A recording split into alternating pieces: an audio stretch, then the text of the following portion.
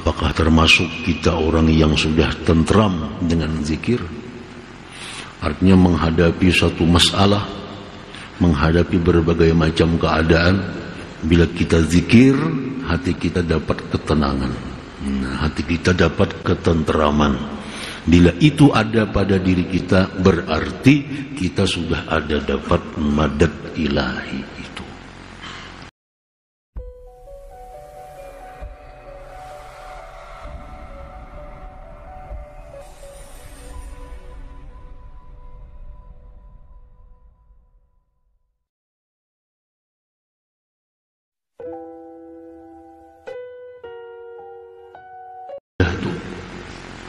Beribadah itu kada kawa dinyaman-nyamanakan, amun dasar kada nyaman, kecuali orang itu dapat madad ilahi.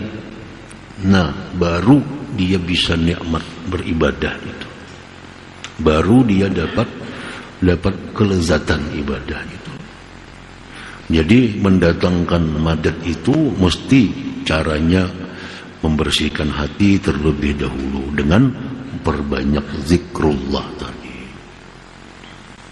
Wal itmi'nan, apalagi contohnya itu madad ilahi seperti ketentraman hati. Ketentraman hati. Alladzina amanu wa tatma'innu qulubuhum bi dzikrillah. Ala bi dzikrillah tatma'innul qulub. Orang-orang yang beriman itu tentram hatinya, berzikir kepada Allah. Ketahuilah, dengan zikir itu hati menjadi tentram. Nah, tentram itu bagian dari madad ilahi, hadiah Tuhan, hadiah daripada Tuhan.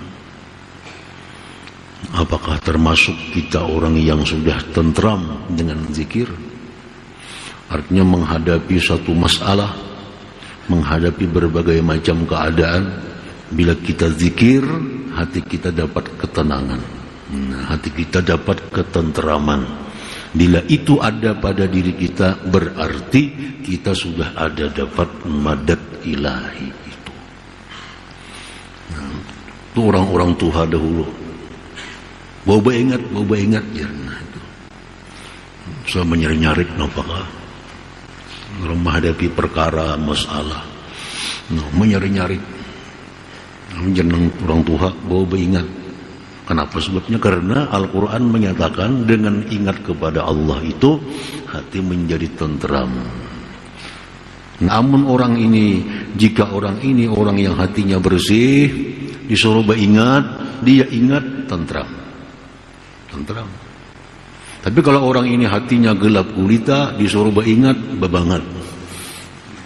Bawa beringat. Nah, menyahuti. Mestinya beringat itu, ingat Allah jadi tenang. Ada ini suruh ingat kepada Allah tambah marah. Kenapa? Karena hatinya itu gelap gulita, belum ada madad ilahiyah berupa ketentraman tadi. Disuruh bertentram dengan zikir, justru sebaliknya. Nah, jadi tambah ribut.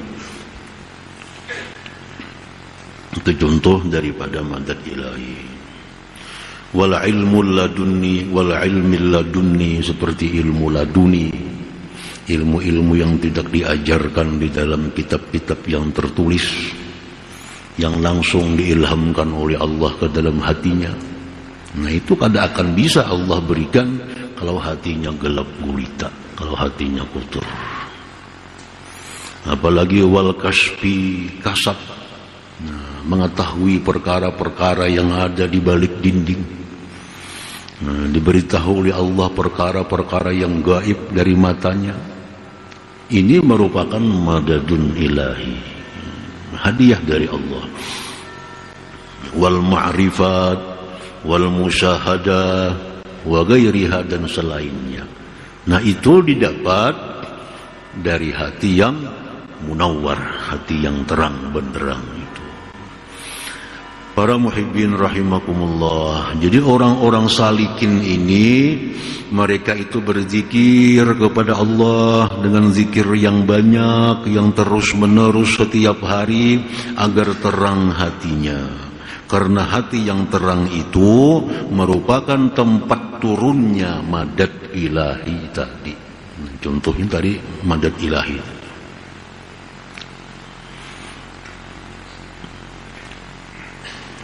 Idza ishtaghala as-saliku bizikri wa dawama alayhi thumma la yastaniru qalbuhu fala raiba anna fihi syai'un mani'un min zalikan nur. Apabila bekerja seorang salikin dengan zikir, misalnya 10.000 sehari, wadawama alaih, dan dia mengekali itu setiap hari, dia zikir puluhan ribu kali zikir, la ilaha illallah, la ilaha illallah, la ilaha illallah, puluhan ribu setiap hari tanpa ada absen. Kemudian tidak terang hatinya, kada terang-terang juga hati, pada zikirnya sudah bertahun-tahun, berapa kali berijazah lawan guru-guru didatangi, sudah tetap kada terang juga hati. Dan dengar guru mengiazakan zikir, datangi sana, ada mengiazakan zikir, datangi sana, kada merubah. Kemudian tidak terang hatinya, maka tidaklah ragu bahwa pada hati itu ada sesuatu yang menegah dari cahaya itu. Bukan Allah kada memberi, tapi hatinya ada yang mendinding, sehingga kada sampai cahayanya itu ke dalam hatinya. Syai'un mani'un. Apa perkara-perkara yang bisa mencegah datangnya madad ilahi? Padahal sudah berzikir-zikir yang banyak, namun kita berzikir kada banyak, zikirnya asal zikir, imbahanu kada. Kadang-kadang bila hendak zikir-zikir itu kada datang madad ilahi, artinya hati kada terang, itu wajar aja. Wajar aja. Berzikir paling 100 sehari. Orang bertahlil juga umpan. Orang kada bertahlil kada berzikir kada. Nah, orang seperti ini kalau kada terang hatinya wajar. Kada perlu dimasalahkan.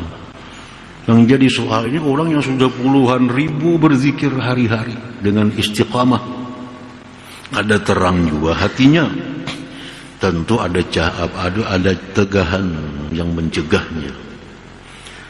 Apa yang mencegah itu? Contohnya kal israr, seperti mengekali maksiat. Nah, mengekali maksiat barangkali itu ada. Bujura ini zikir banyak, tapi barangkali ada maksiat yang dikekalinya. Ada maksiat.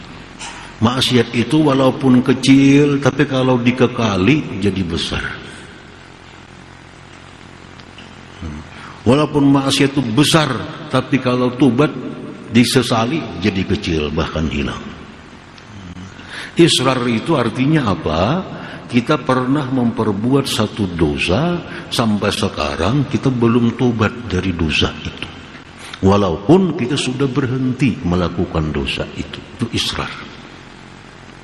Dulu pernah, lagi masih muda, lagi umur masih 20 umpamanya, memakai gelang emas, memakai cincin emas, si laki-laki nih.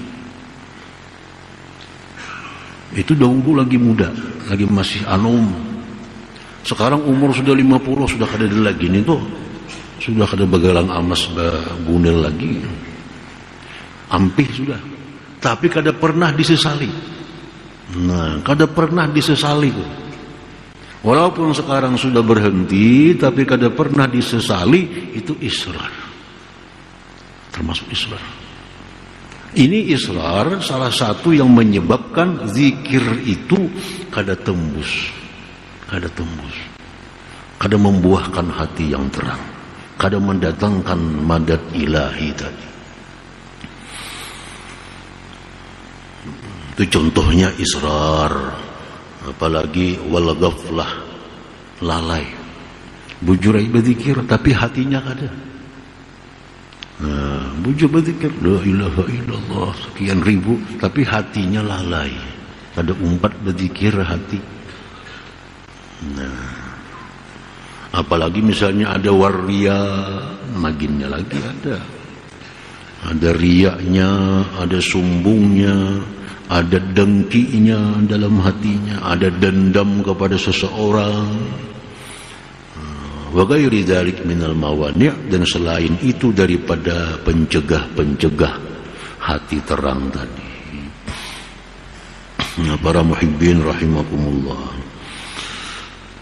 Fa alaihi ayyatuba ila Allah taala at-taubatas shadiqah. Kalau demikian halnya, maka wajiblah atas dia itu untuk bertobat kepada Allah taala akan tobat yang benar. Nah, tobat pun kayak itu. Mulai bahasa pulang. Mulai bahasa, tobat dulu. Nah, mulai pulang, mulai nol. Membujurakan yang di bawah dulu. Membujurakan pondasi. Nah, bang dibangun rabah tihangnya. Nah, jadi bujurakan pulang pondasinya. Karena tobat ini asasul amal. Tobat itu pondasinya amal. Jadi tobat dulu. Ada kezaliman yang pernah dilakukan, nah diselesaikan. Karena ini yang sangat berpotensi untuk mencegah hati menjadi terang, walaupun dengan zikir. Kita menzalim harta orang, selesaikan. Baik diganti, baik minta halal, baik kayak apa caranya. Kita menzalim pribadi orang, nah kita minta ampun, tobat. Munya ada orangnya kita cari, munya kita cari, kayak apa cara supaya terlepas dari kezaliman. Nah, kalau sudah kezaliman itu selesai, kita biriskan daripada diri kita, tidak ada lagi ikatan diri kita kepada orang lain. Nah, sudah bersih diri, nah mulai aja berzikir lagi, mulai aja zikir. Maka itu akan dijamin akan terang hatinya.